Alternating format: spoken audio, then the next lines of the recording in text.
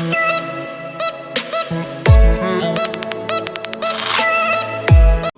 बहुत ही सारा अभिनंदन जो आप लोग यहाँ पे आए।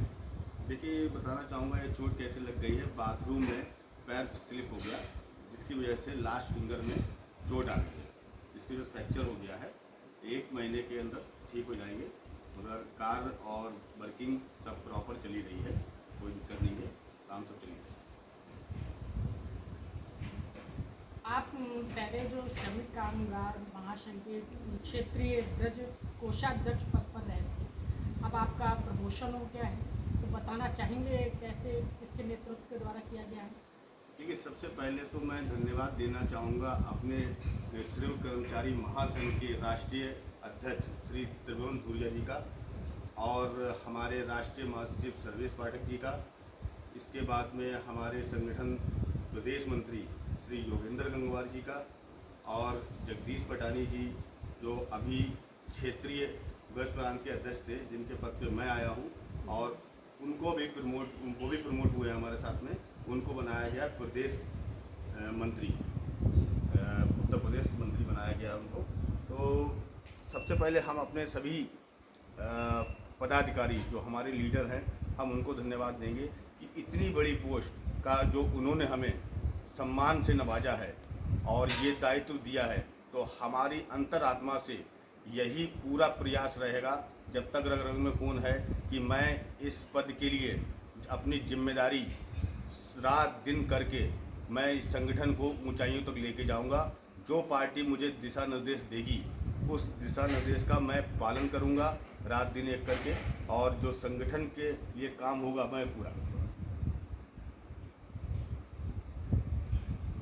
अब ये श्रमिक कर्मचारी महासंघ जो आपको पद दिया गया है, क्षेत्रीय ब्रज प्रांत, पूरे ब्रज प्रांत का अध्यक्ष बनाया गया है, तो आपके लिए कुछ दिशा निर्देश दिए गए हैं कि गरीबों की कैसे मदद करना है, और श्रमिक कर्मचारी महासंघ क्या मदद करेगा गरीबों के साथ? जो अभी कोरोना वक्त भी स्टार्ट हो गया है, तीसरी लहर डेल्टा की आ गई है, तो गरीबों का कैसे साथ देंगे?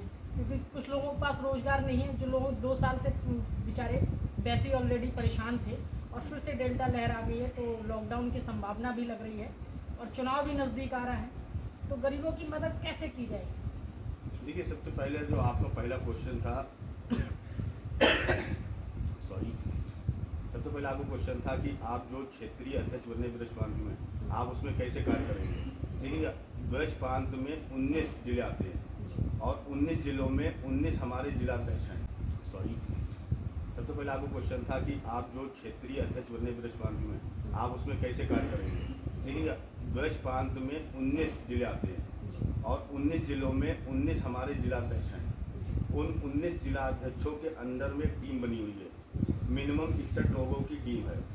तो 61 लोग के जो टीम है, उनको सबको दिशा निर्देश हैं कि आप जितने भी श्रमिक हैं, जितने भी गरीब लोग हैं, झोपड़पट्टी वाले हैं, जितने रेहड़ी वाले हैं, जितने मजदूर हैं, या कोई प्लम्बर है, या कोई बढ़ई है, या जो है कोई सब्जी बेचने वाला है, या कोई कारपेंटर है, उनका रजिस्ट्रेशन किया जाए। रजिस्ट्रेशन के लिए हमारे इसमें एक साइट है जो भारतीय जनता पार्टी श्रमिक कर्मचारी महासंघ ने बनाई है, उस पर ऑनलाइन रजिस्ट्रेशन होगा। रजिस्ट्रेशन होने के बाद में अगर कोरोना की वजह से, अब आपका क्वेश्चन आ गया कोरोना में कैसे मदद मिलेगी। कोरोना की तीसरी लहर आती है, तीसरी लहर में अगर कोई काम नहीं कर पा रहा है, कर्फ्यू लग गया है, घर से नहीं निकल पा रहा है, तो वो रजिस्ट्रेशन होने के बाद में सरकार उनको मुआवजा के तौर पे रुपए देगी। और उसके बाद में कोरोना अगर जब ख़त्म हो जाएगा, फिर सरकारी योजना जितनी भी चल रही हैं, अभी सरकारी योजना का लोगों को पता ही नहीं है कि कितनी योजनाएं होती हैं। अगर 165 योजनाएं हैं, तो आज की डेट में ज़मीन पे एक किसान को या मजदूर को पता ही नहीं होता है कि 165 में से 5 योजना 6 योजना के बारे में नहीं मालूम होता है। श्रमिक कर्मचारी महासंघ का यही उद्देश्य है, वो योजनाओं का हमें पब्लिश करना है, हमें जागरूक करना है लोगों को कि ये योजना है। हमारा काम यही है कि लोगों को योजनाओं के बारे में अवगत कराना। अध्यक्ष जी, बस 1 मिनट में एक क्वेश्चन और करना चाहूँगा आपसे। अभी आपने कहा कि लोग रजिस्ट्रेशन कराएंगे, तो अभी तक कितने लोगों का रजिस्ट्रेशन हो गया, और आप कह रहे हैं कि कोरोना आने वाला है या आएगा, तो आज की डेट में 73,000 प्लस करके कोरोना के नए मामले आज की डेट में हैं और 473 लोगों की आज की डेट में मौत हो गई है कोरोना की वजह से। जी। और आप कह रहे हैं कि कोरोना की लहर आने की संभावना आएगी या आएगी। लोग जो गरीब लोग हैं, मीडियम क्लास के लोग तो रजिस्ट्रेशन कर लेंगे, जिनके पास मोबाइल नहीं है, जो बिल्कुल गरीब तबके के लोग हैं, वो उनके पास तो वो कैसे रजिस्ट्रेशन, उनको तो पता भी नहीं है उसके लिए कैसे क्या कार्य योजना चल रही है। उसके लिए जो हमारी भारतीय श्रमिक कर्मचारी महासंघ की टीम बनाई गई है, रजिस्ट्रेशन हम लोग करेंगे, उनका केवल आधार कार्ड लेंगे।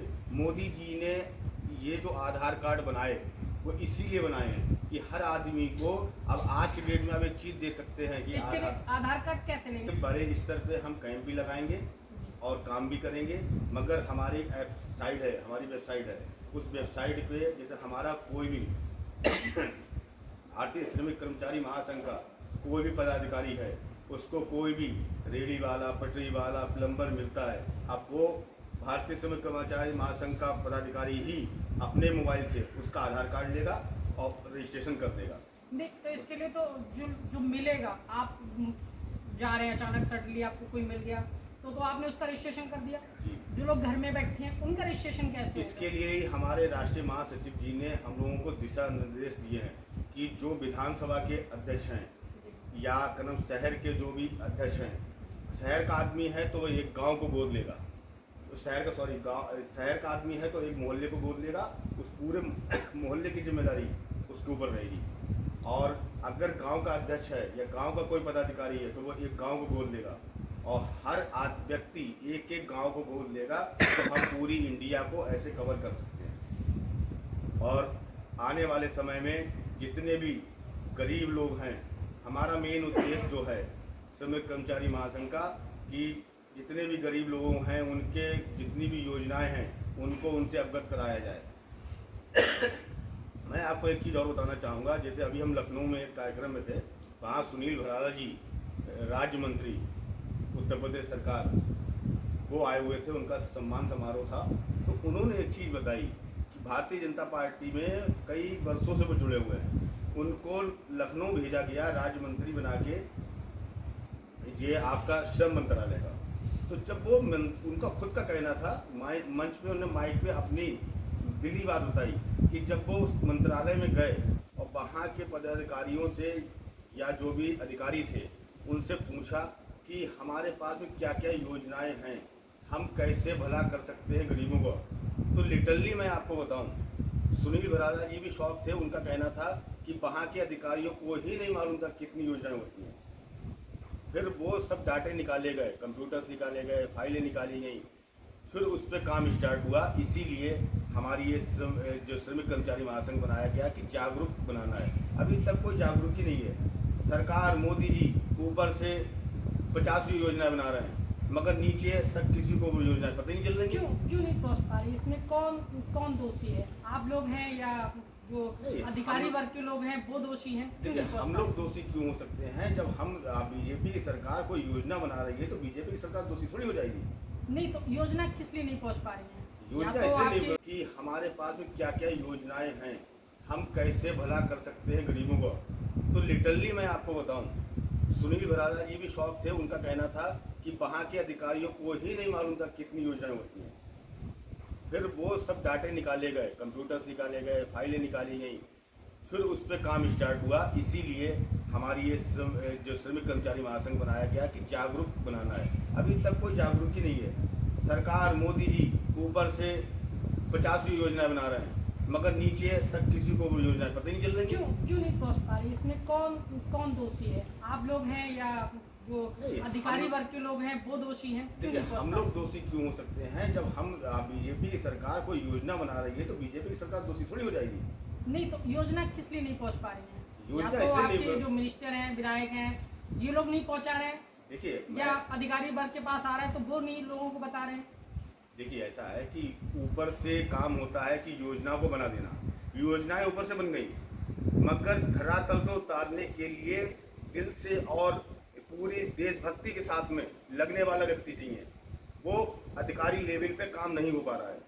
उसके तो अधिकारी लेवल पर जब काम नहीं हो रहा है तो अधिकारियों को उस पद पर रहने का कोई अधिकार नहीं है जब वो लोगों की मदद नहीं कर पा रहे। जो योजनाएं आ रही हैं, योजनाएं आने के बाद लोगों के पास नहीं पहुंच पा रही हैं। देखिए अधिकारी अभी आप देखते थे इससे पहले कि सरकारी अधिकारी कितना काम करते थे।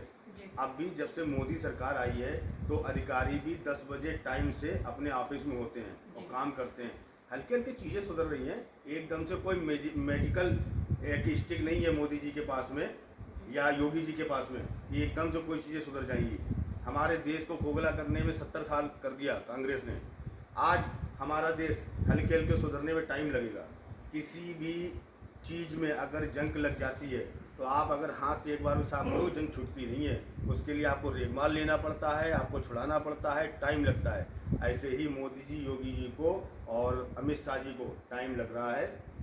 मेरी जनता से अपील है कि थोड़ा पेशेंस रखें, हर चीज़ें सब कुछ बहुत अच्छी होंगी। और जिस हिसाब से देश की जनता ने बीजेपी विश्वास किया है, वोट दिया है, तभी बीजेपी जीती है। जी विश्वास रखे जनता कि आने वाले समय में जनता को पूरा सपोर्ट मिल रहेगा और अपना देश आगे तरक्की करेगा। जैसा कि अभी आप देखते हैं कि सबसे पहले हमारा देश में हमारे पब्लिक से ज़्यादा इम्पोर्टेंट है अपना देश की सुरक्षा। देश की अगर सुरक्षा नहीं कर पाएंगे ना तो तालिबान को टाइम लग रहा है। मेरी जनता से अपील है कि थोड़ा पेशेंस रखें, हर चीज़ें सब कुछ बहुत अच्छी होंगी। और जिस हिसाब से देश की जनता ने बीजेपी विश्वास किया है, वोट दिया है, तभी बीजेपी जीती है। जी विश्वास रखे जनता कि आने वाले समय में जनता को पूरा सपोर्ट मिल रहेगा और अपना देश आगे तरक्की करेगा। जैसा कि अभी आप देखते हैं कि सबसे पहले हमारा देश में हमारे पब्लिक से ज़्यादा इम्पोर्टेंट है अपना देश की सुरक्षा। देश की अगर सुरक्षा नहीं कर पाएंगे ना तो तालिबान बन जाएगा भाई साहब। तालिबान में देखिए क्या हो रहा है, अफगानिस्तान में क्या हो रहा है, तालिबान ने क्या किया। आज हमारा देश मजबूत है, हमारे पास में शक्ति प्रदर्शन के लिए हर चीज़ है। हमारे पास में चुनुक जैसे हेलीकॉप्टर से लेके हमारे पास में राफेल जैसे चीज़ें हमारे पास में हैं और आधुनिक हथियार खरीदे जा रहे हैं, परचेज किए जा रहे हैं, क्योंकि देश को मजबूत करना है। वरना तालिबान जैसे ही कुछ देश हमारे देश पर अटैक कर देंगे तो हिंदुओं को कहीं जगह भी नहीं मिलेगी जाने की। इसलिए सबसे ज़रूरी है भारतीय जनता पार्टी पूरा काम कर रही है पहले देश को मजबूत करना। उसके बाद जो महंगाई की ढोंग होते हैं लोग कि आज जितना चीज़ महंगा हो गया उतना महंगा हो गया है, तो महंगाई के ढोंग को ना रोए लोग। उसका मेरा कहना यही है कि 4 पैसे अगर सरकार ने कोई चीज़ महंगी भी की है तो वो 4 पैसे देश हित के लिए लगा रही है। मैं यही कहना चाहूँगा। तो जो 4 पैसे जो महंगाई का ढोंग हो रहा है, आपके कहने का तात्पर्य ये है, तो ये सारा गरीबों से लिया जाएगा। देखिए क्या मैंने तेल, रसोई गैस, जिनके पास सिलेंडर तो दे दिए गए, ठीक है, लेकिन सब्सिडी आना बंद हो गई है। आज की डेट में सिलेंडर 900 प्लस करके कुछ हो गया है, तो इस पर कुछ कहना चाहेंगे? गरीब आदमी कहाँ से सिलेंडर लेके आएगा? और पेट्रोल 100 प्लस करके हो गया। आप जो बात कर रहे हैं कि गरीब आदमी सिलेंडर कहाँ से लेके आएगा, महोदय मैं आपको बताना अवगत कराना चाहूँगा कि जो 900 कुछ का सिलेंडर हुआ है उसमें 200 कुछ की तो सब्सिडी है, वो अकाउंट में आ जाती है, पहली चीज़। दूसरी चीज़ जो आप गरीब की बात कर रहे हैं, गरीब को सिलेंडर कहाँ से लेगा? गरीबों के लिए तो मुफ्त सिलेंडर है। तो सर अगर एक बात मैं यहाँ पर जो पूछना चाहूँगा, जैसे कि जो मुफ्त सिलेंडर था उसमें अब तक मेरे खुद के पड़ोस में लोग हैं उज्ज्वला योजना के, अब तक उनकी सब्सिडी नहीं आई है, जबकि 4 वर्ष से ऊपर हो रहा है। और अभी 3 महीने सब्सिडी जो भी आ रही है वो 18 रुपये कुछ पैसे है। देखिए उसके लिए क्या है, इसके लिए इसी के लिए हमारा संगठन है श्रमिक कर्मचारी महासंघ। अगर किसी को कोई दिक्कत आती है, परेशानी आती है, जो गरीब लोग हैं तो वो अपना रजिस्ट्रेशन कराएं। गरीब आदमी कहाँ से सिलेंडर लेके आएगा? और पेट्रोल 100 प्लस करके हो गया। आप जो बात कर रहे हैं कि गरीब आदमी सिलेंडर कहाँ से लेके आएगा, महोदय मैं आपको बताना अवगत कराना चाहूँगा कि जो 900 कुछ का सिलेंडर हुआ है उसमें 200 कुछ की तो सब्सिडी है, वो अकाउंट में आ जाती है, पहली चीज़। दूसरी चीज़ जो आप गरीब की बात कर रहे हैं, गरीब को सिलेंडर कहाँ से लेगा? गरीबों के लिए तो मुफ्त सिलेंडर है। तो सर अगर एक बात मैं यहाँ पर जो पूछना चाहूँगा, जैसे कि जो मुफ्त सिलेंडर था उसमें अब तक मेरे खुद के पड़ोस में लोग हैं उज्ज्वला योजना के, अब तक उनकी सब्सिडी नहीं आई है, जबकि 4 वर्ष से ऊपर मिला है। और अभी 3 महीने सब्सिडी जो भी आ रही है वो 18 रुपये कुछ पैसे है। देखिए उसके लिए क्या है, इसके लिए इसी के लिए हमारा संगठन है श्रमिक कर्मचारी महासंघ। अगर किसी को कोई दिक्कत आती है, परेशानी आती है, जो गरीब लोग हैं, तो वो अपना रजिस्ट्रेशन कराएं हमारी वेबसाइट में। पे। इसकी बात करूंगा मैं, एक मिनट आपकी बात में रोकता हूँ। कल हम लोगों ने कुछ जनता से पूछा था, तो वो ये कह रहे थे हम तो चक्कर लगाते रहते हैं, नगर निगम को घुमाता रहता है। जो पैसे वाले हैं, जो किराए पर ठेले लगवा रहे हैं, खुद घर बैठे हैं, उनके रजिस्ट्रेशन हुए, मेरे नहीं हुए। और मेरी जगह जो थी वो भी यहाँ से छिनवा दी हमारी। वो बहुत दुखी रहते हैं। दूसरा एक साथ पूछना चाहूँगा देखिए आपसे, ये गड्ढा जो BD colony from Subhash Nagar चुंगी सत्यम पैलेस के सामने 1.5 फीट का गड्ढा है। उस पर ट्रक पलटा, 4 व्हीलर और पलटे, बाइक वाले मियाँ बीवी बच्चे तो जाने कितने टूट फूट गए। कई बार दिया, उस पर कोई वो नहीं है। तो इसमें कमी क्या सरकार की है या अपने सांसद विधायकों की है? देखिए ये लोग बराबर निकलते भी हैं, आते भी जाते भी हैं। देखिए गली मोहल्लों में दिखाएं आपको, जो कि मुख्यमंत्री प्रकोष्ठ में भी शिकायत की गई है। जरा जाती 100 मीटर की रोड है, उसमें कीचड़ आज भी भरी पड़ी है। रामचंद्रपुरम कॉलोनी की बात है। प्रधान से खुद कहा मैंने, तो प्रधान का कहना है, मोहल्ले वाले सब बताते हैं कि मुझे वोट दिया ही नहीं, मैं क्यों कराऊं? जी इस तरह की समस्या को तो क्या इसमें किया? शासन की गलती है, प्रशासन की? देखिए ये मैं आपको बताना चाहूँगा, इसमें क्या है कि आपने जैसे एक गड्ढा बता दिया, जी। ठीक है, कि सुभाष नगर में है। जी। अभी तक ये प्रशासन के संज्ञान में नहीं होगा। वरना आप बताइए बरेली शहर कितना बड़ा है? बहुत बड़ा बरेली शहर है। बरेली शहर में आपने एक गड्ढा पे पॉइंटेड किया है। जी। अब अगर बहुत सारे गड्ढे को आप पॉइंटेड करें, तब तो बरेली के प्रशासन की या मेयर साहब की या भारतीय जनता पार्टी की कमी होगी। एक गड्ढा अगर हुआ है वो संज्ञान में नहीं होगा। हम लोगों के बहुत अच्छी तरह संज्ञान में। बस अभी दोबारा बनाऊंगा दूसरी। अभी जो कोरोना जब तीसरी लहर आ चुकी है निर्देशन में, आप लोगों को क्या संदेश देना चाहेंगे? हम संदेश ये देना चाहेंगे कि जैसा कि सरकार और चिकित्सा विभाग से पता चला है कि ये बच्चों में ज़्यादा इफेक्टिव हो रही है, तो हम छोटे बच्चों में यही चाहेंगे कि वो अपने घर पे रहें और 2 गज की दूरी का पालन करें और मास्क लगाए रहें। और बाकी मैं तो सरकार का धन्यवाद देना चाहूँगा कि 2 वैक्सीन जिनको लग गई है वो सुरक्षित हैं। और इतनी बड़ी पहली चीज़ तो मैं धन्यवाद देना चाहूँगा अपनी भारत सरकार को कि उन्होंने इतनी जल्दी इतने कम समय में वैक्सीन मैन्युफैक्चरिंग की, अपनी खुद की वैक्सीन बनाई और यूपी में नहीं पूरे इंडिया में सबको मुफ्त वैक्सीन लग रही है। चाहती तो सरकार कुछ पैसा भी ले सकती थी, मगर मुफ्त वैक्सीन लगा रही है सरकार। तो सबसे यही पब्लिक से मेरी अपील है कि अपनी वैक्सीन लगवाएं और बच्चों को अभी थोड़ा सा सेफ रखें और 2 गज की दूरी, मास्क। आज हमारे साथ ब्रज प्रांत के क्षेत्रीय जिलाध्यक्ष जिनसे हमारे साथ बातचीत हुई, काफ़ी चर्चाएं की गई और मैं इनका बहुत बहुत धन्यवाद करना चाहता हूं और भगवान से प्रार्थना करना चाहूँगा कि ये जल्द से स्वस्थ हो और अपना अच्छा ध्यान रखें कोरोना समय में। धन्यवाद। जय हिंद, जय भारत।